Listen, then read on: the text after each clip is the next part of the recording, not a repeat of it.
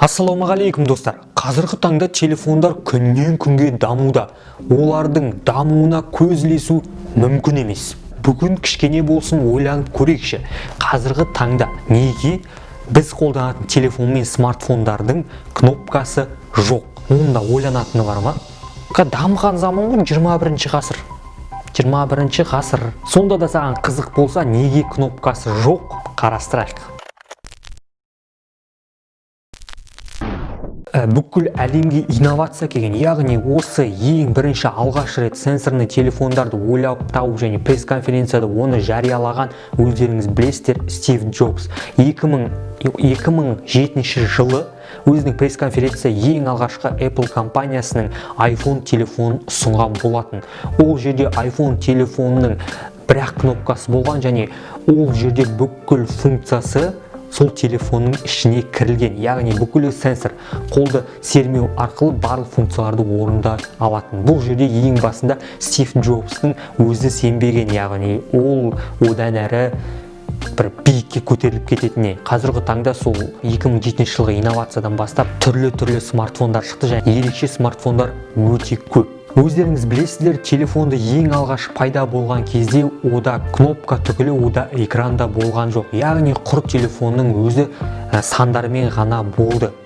Келе бара телефондар өзгеріс қалпына еніп болған. Экран пайда бола бастады. Экраннан кейін кнопкалар жайлап азая бастады. Қазіргі таңда кнопкасыз телефондар өте көп. Яғни сіз экранға қарасаңыз ешқандай кнопка көрмейсіз, яғни тек қана дисплей. Неге екенін себептерін айтайық. Бұл жерде ең бірінші ол сәнділігі, стиль. Қазіргі таңда егер де кнопкасымен болса, бір адамдарда ой қалыптасып қалған бір ескі телефон деген мағынада. Егер де ода ешқандай бір жай ғана дисплейдің өзі ғана болса, бүкіл функциялар сол дисплейдің ішіне кіріліп тұрса, бұл өте бір жаңарған телефон ретінде көрінеді. Ал кейбір өндірушілердің айтуы бойынша бұл беріктілікке әкелетін тура жол дейді. Яғни экранда кнопкалар аз болса, телефон берік болады деген сөз. Және де бұл жерде тағы бір себеп жанындағы кнопкалар туралы айта кетейік. Бұл жерде жанындағы кнопкаларға келетін болсақ,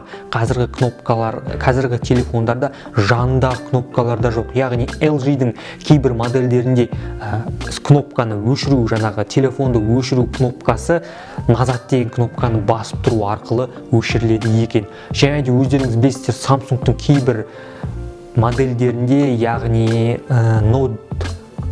Note 10 Samsung Note 10 телефонында өшіру кнопкасы, жанындағы өшіру кнопкасы жоқ. Оны өшіру үшін сіз настройкасына кіріп, арнайы телефондарды пәрмендер арқылы өшіреді екенсіз. Бұл қауіпсіздік ретінде кнопкалардың алынуы, айта кеткендей, телефондарды жабық бола бастайды да, және оның суға төзімділігі арта түседі. Ең басты себеп негізі осы. Яғни кнопкалар болса, ол жерде тесіктер пайда болады, және ол жерде су кіріп кетуі молынан болады, пайызы.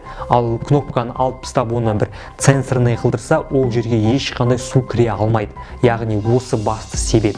Және де тағы бір бұған қосымша себеп, қазіргі таңда өздеріңіз білесіздер, барлығы экран арқылы істелінетін болғандықтан бізге кнопканың шын мәнісіне қажеті жоқ. Яғни егер де біз дисплейді алып тастап кнопканы қоятын болсақ, бізде экранымызда қолдану ыңғайсыз болады. Яғни біздің жұмыс істеу пайызымыз төмендейді. Өйткені біз экраннан түк те істей алмаймыз. Ал бізге кнопкалар беріліп қойды. Ал кнопкаларды алып тастап барлығын экранға секіртатын болсақ, қазіргі таңда өздеріңіз қолданып жүрсіздер, өте жылдам, барлығы тез. Ал егер де қазір қолданып жүрген телефонға кнопканы енгізетін болсақ, бұл енді бір мынандай телефон болатын шығар, міне қараңыздар. Осындай телефон болады, яғни мынау дисплейі, мынау кнопкасы. Бұндай дәу телефон әзірге адамдарға керек емес. Сондықтан бізге дисплеймен телефон көбірек ұнайды. Бұл жерде достар ең басты аргумент және ең басты себеп, кнопкасы аз болса, тық деп қозғалатын заттары, ішке кіріп бүйтіп басылатын заттар аз болған сайын телефонның жұмыс істеуі және де басқа функцияларына әсер беруі азаяды. Сонымен қоса телефонның көп өмір сүру және бұзылып қалуы да арта түседі. Бұл өндірушілердің жауабы екен, неге сондай кнопкаларды алып тастады деп сұраған кезде осы жауапты берген екен. Яғни сіздің телефоныңыздан жан-жағы басына алдындағы кнопканы басқанда, жанындағы кнопканы басқанда ішіне кіреді ғой кнопка бүйтіп. Сол кезде басқа платформаларына тиіп кетпеу ретінде және басқа платформаларына тиіп кетпей телефонды құртпайтындай етіп жасалу себебі екен. Кейбіреулеріне бұл сенсорлы телефон кейбір адамдарға ұнамайды, кейбір адамдарға ыңғайсыз, яғни үлкен кісілерге 45-40-тан жоғары адамдарға оны қолдану кішкене болсын ыңғайсыз, өйткені ешқандай кнопка жоқ, барлығы бір пәрменде жиналған, оны алып ұстап жүру өте қиын. Ал саған сондай ешқандай кнопкасы жоқ телефон болса, саған ұстап жүру ыңғайлы ма? Ал сенің қазір ұстап жүрген телефонда қанша кнопка бар, соны міндетті түрде комментарияға жазып кет, біз біле жүрейік. Достар, тағы да негізі кейбір адамдарға ол кнопка ұнайды деген айта кетейін. Неге ұнайтынын, кейбір адамдарға ана кнопка басылады ғой, тық деп. Сол кейбір адамдарға басылғаны негізі ұнайды, құлаққа өте жағымды, басқысы келіп тұра береді, тық деген. Ал оны Apple компаниясы немесе басқа да компаниялар оны сенсорный кнопкалардың бәрін сенсорный қылып, ол жерге вибрация қойып қойған. Әрине вибрация қойып қойды, бірақ сондай әсер берсе де, оның жаңағы шын кнопкадан алатын әсерінде емес. Яғни бір сөзбен кайф ұстай алмайсың. Достым, видеоны аяғына шейін көргеніңе рахмет. Біздің каналға жазылып подписаться деген кнопканы басуды ұмытпа, және де біздің Instagram каналға жазылуды да ұмытпа. Ол жерде біз аптасына конкурс ойнататын боламыз. Келесі кездескенше достар, дидарласқанша.